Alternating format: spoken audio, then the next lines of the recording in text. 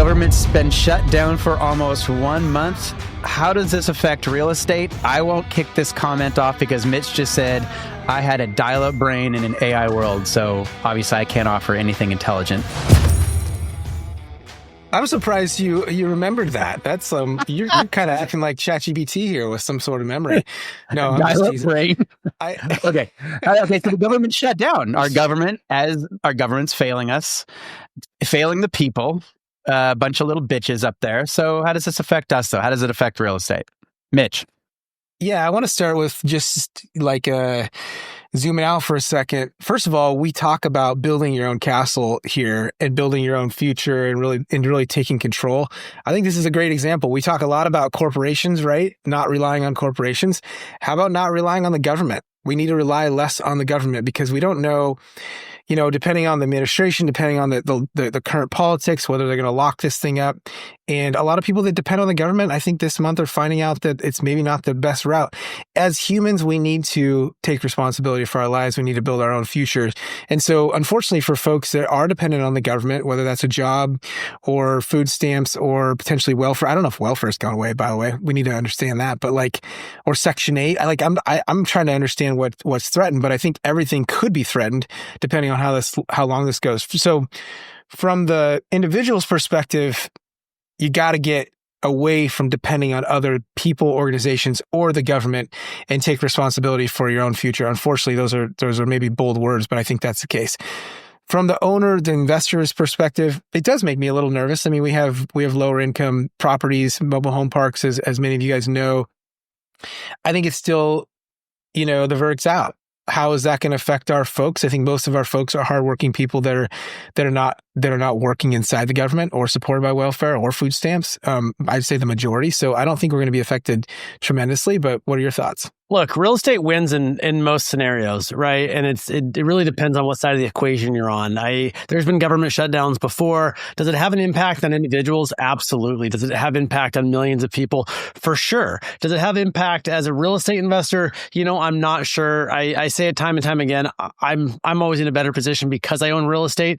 I met up with a friend recently. He works for the VA. He's listening to our podcast, maybe not. But he works for the VA. He's worked for the VA for a long time. And his job, they basically are like, we're not paying you now. We're not paying you anymore. We're stopping your pay for a while. And it's like that impacts this individual. He's making good money. He's trying to move. He's trying to buy a house, and all these things are like, well, can I get a bank loan? Right now I'm technically employed, but I'm not being paid. It impacts the individual. So having a conversation with him, I realized yes, the government shutdown impacted him personally and probably many other millions of people around the US that I'm not directly aware of because I haven't had those one-on-one conversations. So it is impacting people, and it's impacting businesses, and it's impacting people's ability to invest or buy a property or even rent a property.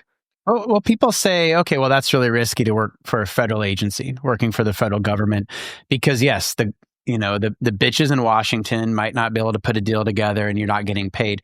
I would argue, though, that's the same risk a W-2 employee for a private company has. You could run out of funding. It's very similar. You can your job can get whacked at a moment's notice. And so if you have one income stream like this guy, maybe doesn't, but maybe your typical government employee has one income stream. Once that disappears, you're screwed. That's 100% vacancy in life, right? So again, having multiple income streams across multiple asset classes with other people operating those assets, diversifying into different locations. To me, that's the least amount of risk that you can build into your life. And unfortunately, he's got one income stream perhaps. And that, I think one income stream, to kind of piggyback on what you're saying, it creates a level of fragility, right? When you have one income stream, it could be a government shutdown that impacts you. It could be some kind of government regulations. We saw this during COVID, right? I had friends that, one was a teacher, one's a nurse. They didn't want to get the vaccine. They didn't want to mask up, and they were being told, you have to, or you lose your job. And so they're having to decide over what they believe is right for them versus their livelihood. And no one should ever be in that position. I felt very grateful. Like I had a level of autonomy that nobody, including the government, is going to tell me what to do with my body because I have these income streams through real estate that doesn't put me in a position to have to decide between what I believe is right for me and my livelihood. And so when you have one job, whether it's W-2 or you're a government employee, even though you may be doing amazing work and helping a lot of people, if you have one income stream, you're subject to that level of fragility that one person could say one thing and your job's gone and you don't get paid anymore. Well, that's why I believe in his body, his choice. That's where I stand on that. So I'm just teasing. So I think here's, I want to play devil's advocate for a second though, because I'm going to look at you two. I'm going to look at you two and say, look, you guys are nuts. Okay. You have income streams, but it's just one because it just comes from real estate. So I'm going to make that argument first. You can argue against that. The second thing is you have a lot of debt. Okay. You have a lot of debt with real estate. You have a lot of responsibilities. You got your houses signed up. There's risk involved. I have one income. I'm a W-2 guy now. I have one income. And if I lose that, I can just go, I'm just acting like it. This is called role playing, guys. I know role playing means something different to you guys, but for me, I'm talking about a scenario. Okay. So I'm just saying I'm a W-2. If I get fired, I can just go find another job and I don't have all the risk, right, of owning real estate and these assets and all this debt and these banks breathing down your back. So how do you look at that? Because that's a real thing. Well, I mean, if you're going to talk about tactically, how can this affect us with multiple income streams? You mentioned, Mitch, apparently you're a W-2 guy now, so you're on the other side of the table. But you mentioned, how does this affect real estate investors? You also mentioned that apparently you don't own them anymore, own a lot of manufactured housing communities with lower income. So I'll sign the paperwork over later. I'll take those assets from you. But I mean, there are tactical things. We have tenants that rely on Social Security, which is the government. We have tenants that Gabe and I own low income properties in Oklahoma City that we sort of got pushed into, but here we are, we own them. I have a lot of those tenants that are using Section 8 vouchers, right? They're paying now because it's funding that was set aside and approved. But if this goes on for much longer, we're going to have a lot of people that cannot pay rent. And so then I have to make the decision, do I have to evict those people and bring in people? And I don't want to do that. These are people that need housing, but at the same time, my insurance has gone up 4x. Interest rates are high, like the cost of operating these assets are expensive. So yeah, I mean, the government, or if we have tenants that are federal employees, right? They can military, like there's a lot of people that can be affected. So yeah, I mean, I don't know if I'm answering your question, but this can affect real estate ownership, people that own assets. And so I think the longer it goes on, the scarier it gets. At the same point, and Mitch, you do a great job playing devil's advocate. I mean, you kind of look like how I imagine Satan looking. So you do a good job. I've been saying that for so long. Great. Mitch looks like Satan. Okay. We find unbelievable. We agree. Yeah. Just a ball. Don't take that. No, yeah, you just need some horns and you're good to go.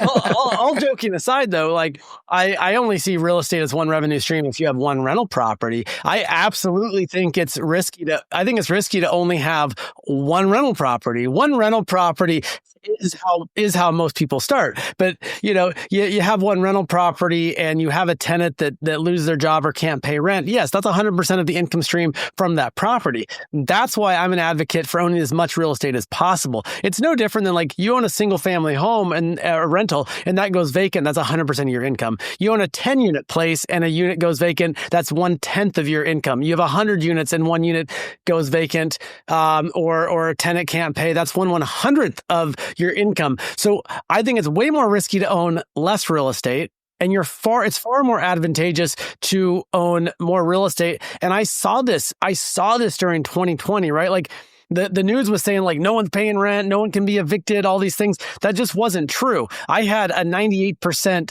rent collection, and the tenants that weren't paying rent because they were in a worse position than they were before. These were tenants that already struggled paying rent. And my property managers, they found assistance for the tenants that needed help and got them assistance. And ultimately rent was 100% paid. And the most real estate investors that I've spoke to and I talk to who are in situations when, things change economically, most of the time rent gets paid either by them, either by an agency or some kind of group that helps people who need help with rent. So at the end of the day, owning real estate will always put you in a better position than not owning investment real estate. And to play devil's advocate, because I want to jump in here before Sainton does, to counteract the argument I just had where I'm saying like it can affect our tenants, right? They work for the government, Section 8 vouchers, Social Security.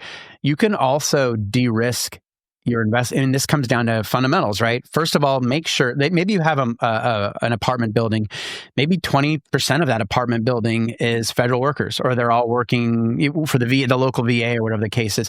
But if you have the other 80% that are not, and you underwrote it so your net operating income more than adequately covers all of your expenses, covers your debt service, you can lose those 20% for a while, right? Maybe you're not paying yourself distributions, but you're holding the asset.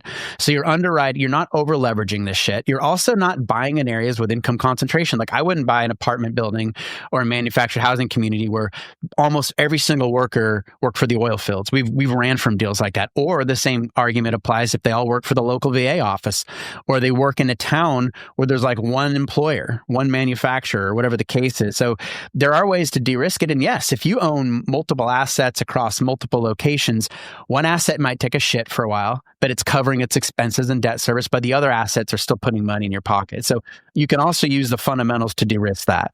So I got a question. So I'm going to pivot slightly here, but like if you look at the government shutdown and we think about what that means, okay, less people.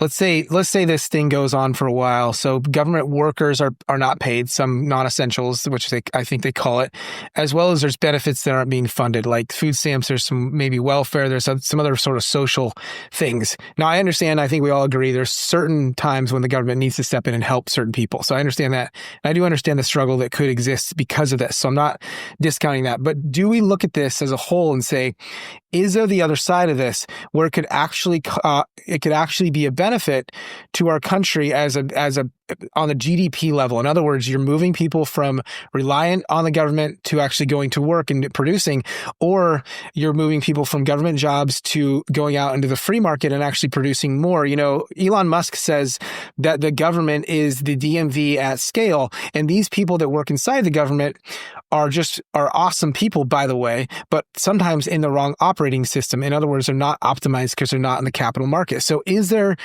potentially the opportunity that we see a lift in our economy because we have people exiting a broken system, the government, and moving into the capital market and actually producing it like in a company? Is that possible? Yeah, I absolutely think it's possible. I think that, I was in the we were all in the military. We saw how inefficiently ran the military is. Like, you're buying $500 hammers at the end of the year so you don't lose your budget the next year. Like, what a effing waste of money.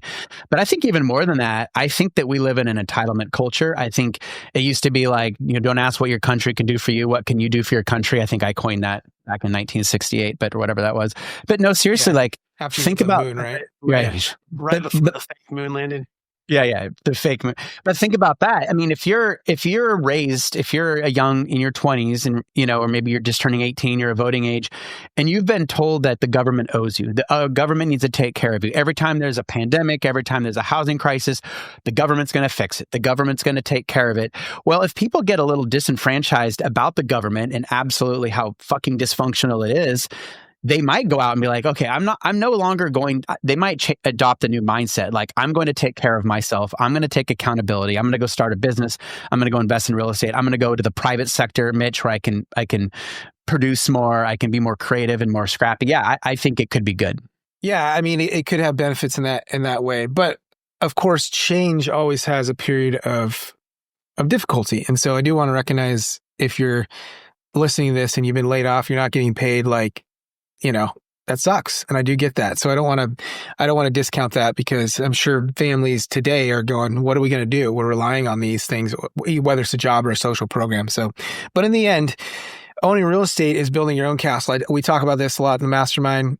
And in the Elite Mastermind, we talk about, look, are you going to, go to work every day to build your own castle or build somebody else's? And I think building your own is really important because you take control of your future.